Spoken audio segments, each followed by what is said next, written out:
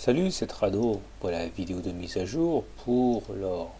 Finalement, rien n'arrête les velléités haussières, hein. Je vous ai dit à plusieurs reprises qu'on assistait à une sorte d'alliance contre nature entre les indices et l'or. Quand les indices s'envolent, l'or s'envole aussi, ce qui est complètement irrationnel, puisque ça voudrait dire que, en même temps que les indices montent, eh bien, l'indice de la peur augmente. Généralement, c'est l'inverse, mais bon.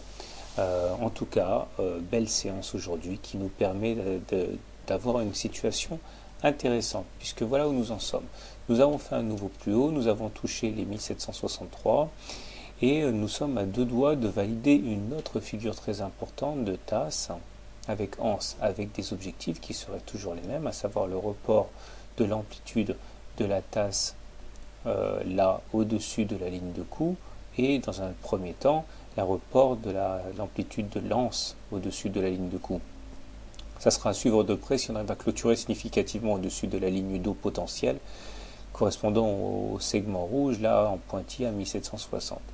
En tout état de cause, pour atteindre ces objectifs, il faudra s'affranchir de cette horizontale verte ici correspondant à la partie haute du canal formé avec les plus bas du 26 septembre et du 29 décembre. On verra.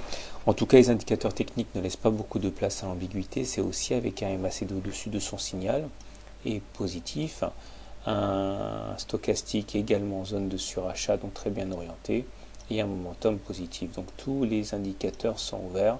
Le seul problème, et là franchement vous allez dire que je suis un petit peu rabat-joie, c'est qu'on n'a toujours pas eu notre retour sur un moyenne mobile à 20 séances ici, et à un moment ou à un autre, on aura ce retour sur cette M20, et puisque la tendance est haussière, hein, on est au-dessus d'une M7 et d'une M20 croissante, la vraie question qui se pose, c'est un petit peu comme sur les indices, jusqu'à quel point vous êtes capable de tenir le choc, puisque l'extrême limite de la tendance haussière est le contact avec une M20 croissante, c'est-à-dire qu'on peut très bien envisager des 1678 sans remettre en cause la tendance haussière. Est-ce que vous êtes capable de tenir le choc si vous achetez maintenant et de tenir donc suite à un retour sur les 1677 qui serait éventuellement le point de consolidation avant de repartir à la hausse.